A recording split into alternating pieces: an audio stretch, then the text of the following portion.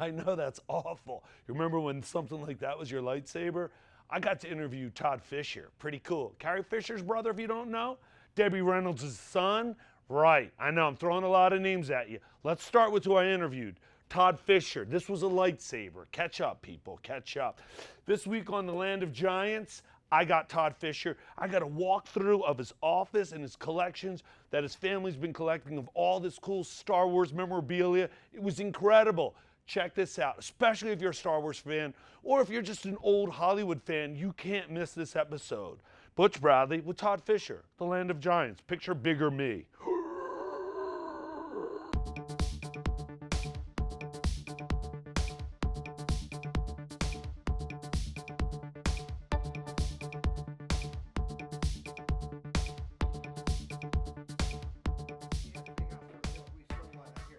This I know you have to want to touch. You know, Wow, there this is go. crazy. I'm terrified. This is more frightening than Don't the hit the red Oscar. button, but other than I'm not going to do anything. Don't give me. it doesn't do shit. It does something. I can Yeah. see the light in my head. That's right. See, physically, that's right. You can't even. Oh, that's beautiful. It's funny these things. You know, all these years you're like, that's it. Oh my Lord, you're afraid to hurt it. Look over there. They're high-end props.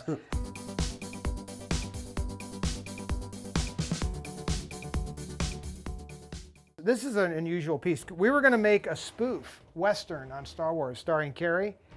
And so we had this Winchester made for Carrie. You can see it says, "May the Force be with you" on it. This is so fun. And then check this out. If you look carefully, that's a solid gold 24-karat coin that's inlaid in there of Carrie and R2-D2.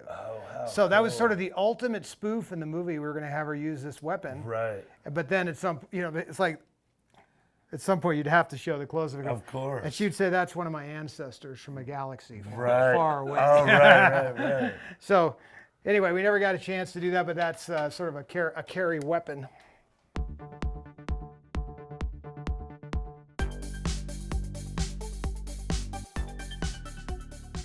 This is Charlie Chaplin's motion picture camera. Wow. It was given to him, or he was using it at Estene Studios, which is a studio out of Chicago. So when he was first, early in his acting career, he came to California, got discovered, made some of these inexpensive movies. People thought he was hilarious, got kind of exploited by other producers, and then he went, hey, wait, I could do my own thing. Estene lured him away and said, we'll pay you like way more money, and we'll give you this high-tech gear. This was so high-tech in its day, and it still runs. Oh, wow. So you could, you can run film through it anytime you want. It's a beautiful piece of machinery. So Warner Brothers Studios, this was a 1927 camera, first Mitchell standard camera ever made. This is the first one went to Warner. So this worked on every early Warner Brothers movie, including Maltese Falcon, Casablanca, movies like that.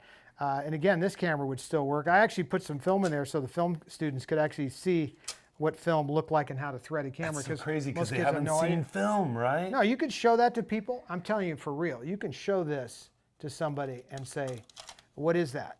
And they'll say, a ribbon?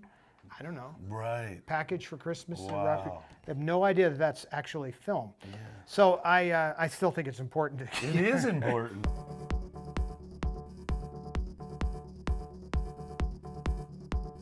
So here's a picture here of Hitchcock and Cary Grant. And if you look in the background, there's a funny looking camera back there. It was called the Elephant Ear camera. It's made by Mitchell Camera Company for Paramount Studios during the widescreen era. The first ones were made and used by Cecil B. DeMille in the Ten Commandments, things like that. But Hitchcock picked up on the format because the quality was like 70 millimeters off the charts. So this is Hitchcock's camera that was used on several of his films.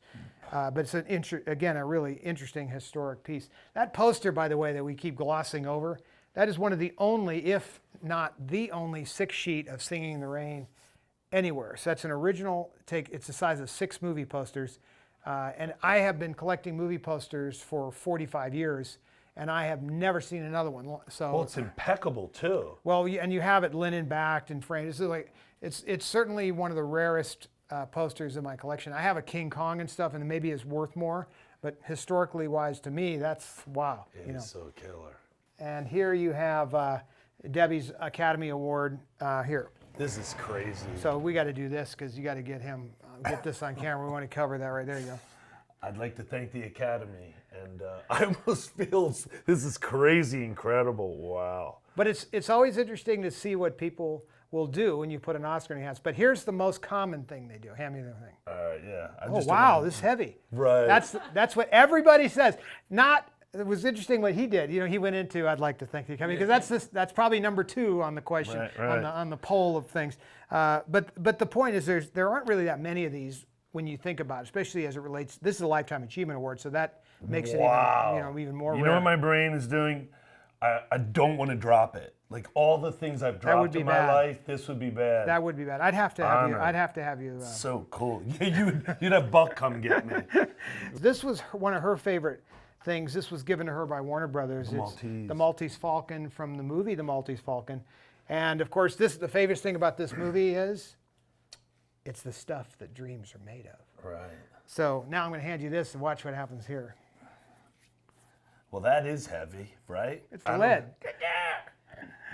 There you go. It's lead. It's lead. Yeah. Don't you remember in the movie there was like, what the hell is the big thing about the bird? Why do you care about this bird? You know. Oh my gosh. And Bogart goes, it's the stuff that dreams are made of. It's the stuff that dreams are made of. These are really old, and my mother was friends with the head of the prop department, and they made those for her. These were not worn by Judy Garland, but they were the same exact shoe made at the same time. But the prop department wanted her to have a pair for the museum. It was funny because as a collector, nobody was collecting any Hollywood memorabilia back then. Nobody.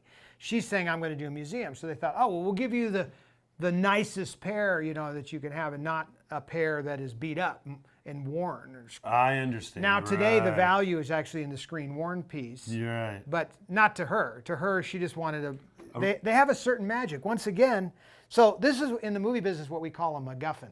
A MacGuffin is a thing that the whole movie kind of circles around a prop.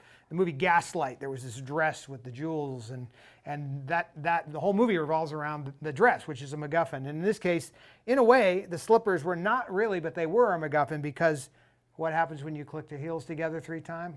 No place like home. And who doesn't know that line immediately when you show someone those slippers? So there is a great example of a MacGuffin. MacGuffin with a slogan. It's the stuff that dreams are made of, or there's no place like home. And you could go on, but that's not every prop has a line that has gone down for 80 years. Right. I mean, that's impressive. That's incredible. This is the microphone from Singing in the Rain. So my mother sings in this. And it actually functions. It's still got a mic in there. You can see it inside. This was used in the beginning of the movie by Hedda Hopper when she's interviewing Gene Kelly, and it's used later in the movie. I mean, it got used a lot on the set. This has been through the war. You can see. Can I touch that? Once again, it's pretty heavy too. Just singing in the rain. Isn't that funny? Because nobody actually sings that movie. No one actually does that. What a glorious. If you want, you have to sing like. Let's think what song she said. Because in the movie, they don't actually sing into microphones except for the behind-the-scenes stuff, right? Right. So, oh, that's right. So normally, this was used at the very end where they actually sing, Good Morning, where my mother behind the screen. Good morning. See, right? He knows his shit. Good morning. I would have liked to have met this guy that trained you. That shows he gets credit. All right. That's the voices. No, but he gets credit for my you hand that stuff off. That's important stuff. Yeah. Now here's her script from Singing in the Rain. Now, what's cool about this script is, first of all, it's pretty historic just having any Singing in the Rain script at all. But the fact that it's hers, and what she did is she took the care to save her scripts, so it's got little notes in it and things. But then also they added in, the pictures Oh my God. Now back then it didn't really matter. Wow, this is so cool. But they added the photos to kind of go with the scenes. It's like you'll stand behind the curtain. That's what we'll do. That's right. Right, and then we'll do the reveal. There's the pie in the face. Oh, there's the out. So there's. Oh, that was right. Well, this is the outfit right here. So here I am at the party in the script, and I'm at the scene, and there's the actual. Oh, there's the outfit. Oh, this is so incredible. Now here's something really cool. Her name in the movie, and everybody knows this to be true, is Kathy Selden. Everybody knows that to be true. What even Robert Osborne did not realize until I found this memo that was in here. And no one even read this memo until years later. But here's a 1951 memo from Mr. Freed, who was the producer. The following changes have been made in the Singing in the Rain script dated 4/11/51. Kathy Sands has been changed to Kathy Selden. That's So her real name in the script was Kathy Sands. right. And I had Robert Osborne going, oh shit, Right. that's one I never heard. And he was Mr. Trivia. This guy knew more shit off the top of his head that you could ever imagine. I mean, I'm pretty heavy into the trivia. He blew me away. You can hold that one. Yeah, too. you could see need to that I hold that wanted one. to. Yeah, right? I know. I saw it. I It felt was weird. I'm like, what? This is so cool. Oh my gosh. This is just incredible. It's an honor. so. I have that outfit as well. This is and more of- I have all their outfits. This is more of the Bible to my people. That's right. I will be serving mass to the artist. You know, I was raised. You know, Thank you. that was our cool. the studio is where we went to church. Right. And right. you know, the preachers that we grew up around were Fred Astaire and people. Right. The guy, by the way, he took my mom under his wing. You know, he helped her along. He was a philosopher and a really encouraging mentor. Who wouldn't want to have Fred Wow. Astaire? I have great pictures of her with him. I mean, yeah, that's pretty awesome. But not everybody's willing to do that. And today it's even a rarer time where you actually mentor somebody. Right.